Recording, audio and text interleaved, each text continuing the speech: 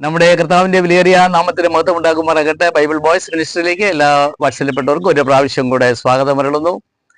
ഇന്നത്തെ തിരുവചനം റോമാലേഖനം 8-ാം അധ്യായം 23-ാമത്തെ വാക്യം.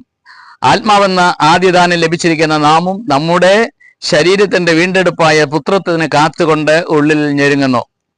അപ്പോസ്തലനായ പൗലോസ് റോമർക്ക് ലേഖനം എഴുതിയപ്പോൾ റോമിലുള്ള വിശ്വാസികളെ അഭിസംബോധന ചെയ്യുകയാണ്. നാം നമ്മളെക്കുറിച്ച് നമ്മളെ അല്ലെങ്കിൽ വിശ്വാസികളെ, രക്ഷിക്കപ്പെട്ട ദൈവമക്കളെ കുറിച്ച് താൻ ഇവിടെ ഊതി പറയുന്ന കാര്യമാണ്. നമുക്കൊരു കാര്യം ലഭിച്ചിട്ടുണ്ട്. അതെന്താണ്? അത് ഇവിടെ ഭൂമിയിൽ വെച്ച് ലോകത്തിൽ എത്ര വില കൊടുത്താലും ലഭിക്കുന്ന കാര്യമല്ല, എത്രയെല്ലാം പരിശ്രമങ്ങൾ നടത്തിയാലും ലഭിക്കുന്ന കാര്യമല്ല. നമുക്ക് ആദ്യമായിട്ടൊരു ദാനം ലഭിച്ചു. അത് ആത്മാവെന്ന ദാനമാണ്. അത് വളരെ ചിന്തനീയമായതും പഠന വിഷയവുമാണ്. അതുകൊണ്ട് നമുക്ക് അല്പമായ കാര്യങ്ങളെ കുറിച്ച് ചിന്തിക്കുവാനായിട്ട് കർത്താവ് നമ്മെ സഹായിക്കട്ടെ. എന്താണ് ആത്മദാനം എന്ന് പറയുന്നത്? ആത്മാവിനെ ദാനമായി ലഭിച്ചു. അത് ആദ്യമായി ലഭിച്ചതാണ്. എപ്പോഴാണ് ആദ്യമായി ലഭിച്ചത്?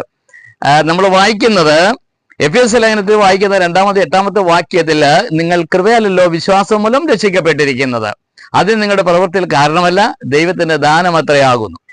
സത്യത്തിൽ രക്ഷിക്കപ്പെട്ടത് എപ്പോഴാ?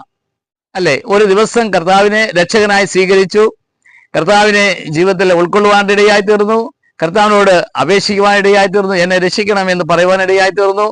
നാം ഹൃദയത്തിന്റെ വാതിൽ തുറന്നു. ആ സമയത്ത് കർത്താവ് ഉള്ളിൽ വരുവാനിടയായി തീർന്നു.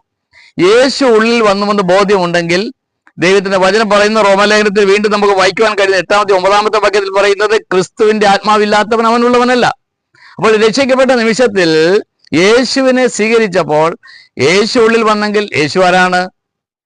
ആദ്യം വചനം ഉണ്ടായിരുന്നു, വചനം ദൈവത്തോടുകൂടിയായിരുന്നു, വചനം ദൈവമായിരുന്നു. ആ വചനം കൃപയും സത്യം നിറഞ്ഞവനായി നമ്മുടെ ഇടയിൽ പാർത്തു. അത് എത്ര കർത്താവായ യേശു ക്രിസ്തു. അപ്പോൾ യേശുവിനെ രക്ഷകനായി സ്വീകരിച്ചപ്പോൾ, സത്യത്തിൽ യേശു എന്ന് പറഞ്ഞാൽ ദൈവമാണ്. ദൈവം എന്ന് പറയുമ്പോൾ ദൈവം ആത്മാവാകുന്നു എന്ന് നമ്മൾ വായിക്കുന്നു. യേശുവിനെ രക്ഷകനായി സ്വീകരിച്ച് രക്ഷിക്കപ്പെട്ട സമയത്താണ് ആത്മാവെന്ന ദാനം ജീവിതത്തിൽ ലഭിക്കുവാനായിട്ട് ഇടയായി തീർന്നത്. അത് ജീവിതത്തിൽ ഏറ്റവും പ്രധാനപ്പെട്ടതായ ഒരു കാര്യമാണ്. അതിൽ ഒത്തിരി സന്തോഷിക്കുവാനിടയായി തീരണം. വാസ്തവം പറഞ്ഞാൽ, ദൈവത്തിന്റെ ആത്മാവില്ലാത്തവൻ ദൈവത്തിനുള്ളവനല്ല. നമ്മൾ എന്തെല്ലാം കാര്യങ്ങൾ ചെയ്തിട്ടും ഇനിയും ആത്മാവ് എപ്പോഴാണ് ലഭിക്കുന്നത് എന്ന് കാത്തിരിക്കുന്നവരെ കുറിച്ച് എനിക്ക് പറയുവാനുണ്ട്. നിങ്ങൾ എപ്പോൾ ഇന്ന് കർത്താവ് വന്നെങ്കിൽ എന്ത് ചെയ്യും? എത്ര കാലഘട്ടമാണ് കാത്തിരിക്കേണ്ടത്? അപ്പോൾ ഒരു കാര്യം മനസ്സിലാക്കൂ, ദൈവത്തിന്റെ ആത്മാവിന് തെറ്റുപറ്റുന്നില്ല. ദൈവത്തിന്റെ ആത്മാവ് പറഞ്ഞിരിക്കുന്നത്, വചനത്തിൽ പറഞ്ഞിരിക്കുന്നത്, നിങ്ങൾ രക്ഷിക്കപ്പെട്ടപ്പോൾ യേശുവിനെ സ്വന്തം രക്ഷകനായി സ്വീകരിച്ചെങ്കിൽ, ദൈവത്തെ ഹൃദയത്തിൽ കൈക്കൊണ്ടെങ്കിൽ, അത് ആത്മാവിനെയാണ് കൈക്കൊണ്ടിരിക്കുന്നത്. അതുകൊണ്ടാണ് റോമാലേഖനം നമ്മൾ വായിച്ചത്, ആത്മാവെന്ന ആദ്യദാനം ലഭിച്ചവരായ നിങ്ങൾ, അല്ലെങ്കിൽ ആത്മാവെന്ന ആദ്യദാനം ലഭിച്ചവരായ നമ്മൾ, നമ്മുടെ ശരീരത്തിന്റെ വീണ്ടെടുപ്പിന് വേണ്ടി കാത്തിരിക്കുകയാണ്. ഈ കാലഘട്ടത്തിൽ പ്രിയപ്പെട്ടവരെ, ഒരു വീണ്ടെടുപ്പിന്റെ സമയം അടുത്തിരിക്കുകയാണ്. ഒരിക്കൽ ആത്മാവ് രക്ഷിക്കപ്പെട്ടു, ആത്മാവ് വീണ്ടെടുക്കപ്പെട്ടു. ഇനിയും നമ്മുടെ ശരീരത്തിനും ഒരു വീണ്ടെടുപ്പിന്റെ നാൾ ഏറ്റവും അടുത്തിരിക്കുന്നുള്ള യാഥാർത്ഥ്യം മറന്നു പോകരുത്. ഒരു സുവിശേഷകൻ എന്ന നിലയിൽ എനിക്ക് ഓർപ്പിക്കുവാൻ കഴിയുന്നത്, ആമേൻ, ശരീരത്തിന്റെ വീണ്ടെടുപ്പിന്റെ നാളും അടുത്തുകൊണ്ടിരിക്കുന്നു.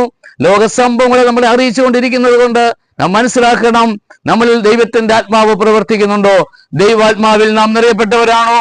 യേശുവിനെ സ്വീകരിച്ചുവെങ്കിൽ ആത്മാവിനെയാണ് സ്വീകരിച്ചിരിക്കുന്നത്. ക്രിസ്തുവിന്റെ ആത്മാവില്ലാത്തവൻ അവനുള്ളവനല്ല. അതുകൊണ്ട് യേശുവിനെ സ്വീകരിക്കാത്തവരാരെങ്കിലും എന്നെ ശ്രദ്ധിക്കുന്നുണ്ടെങ്കിൽ, കർത്താവായ യേശുവിനെ ജീവിതത്തിൽ സ്വീകരിക്കൂ.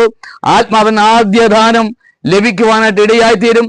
അതുകൊണ്ട് 1 കൊരിന്ത്യർ 2 കൊരിന്ത്യർ 8-ാം അധ്യായം അല്ലെങ്കിൽ 9-ാം അധ്യായം 15-ാമത്തെ വാക്യത്തിൽ നമ്മൾ വായിക്കുന്നത്, പറഞ്ഞു തീരാത്ത ദാനം നിമിത്തം ദൈവത്തിന് സ്തോത്രം ചെയ്യുന്നു. പ്രിയപ്പെട്ടവരെ, പറഞ്ഞു തീരാത്ത ദാനം നിമിത്തം ദൈവത്തിന് സ്തോത്രം ചെയ്യുവാൻ കഴിയുന്നുണ്ടോ? ഈ ലോകത്തിൽ ഏതെങ്കിലും കാര്യങ്ങൾ ഉണ്ടോ ഇല്ലയോ എന്നുള്ളത് ഓർത്ത് ആമേൻ സന്തോഷിക്കാതിരിക്കുകയോ ചെയ്യുന്നതല്ല. എനിക്ക് ആത്മാവ് ലഭിച്ചു എന്നുള്ള വിശ്വാസമുള്ളവർക്കായി ഞാൻ ദൈവത്തെ വാഴ്ത്തുകയാണ്. കർത്താവിന്റെ കാഹളനാദം കേൾക്കുമ്പോൾ ശരീരത്തിന്റെ വീണ്ടെടുപ്പ് സംഭവിച്ചിരിക്കും. ആമേൻ. അതിനുവേണ്ടി നമ്മൾ ഞെരുങ്ങുന്നു എന്നാണ് ഈ പുസ്തകം പറയുന്നത്. ആത്മാവെന്ന ആദ്യ ദാനം ലഭിച്ച നമുക്കെല്ലാവർക്കും നമ്മുടെ കർത്താവിനെ പാടി സ്തുതിക്കുവാനായിട്ട് ഇടയായി തീരട്ടെ. യേശു വരാൻ കാലമായി, രക്ഷാദാനമോ അതെത്ര മാധുര്യം, എന്നെ വീണ്ടതോ അതെത്ര ആശ്ചര്യം, കർത്തൻ സ്വന്തമായി എന്നെ തീർത്തതാ, കീർത്തിക്കും ഞാൻ നന്ദിയാ.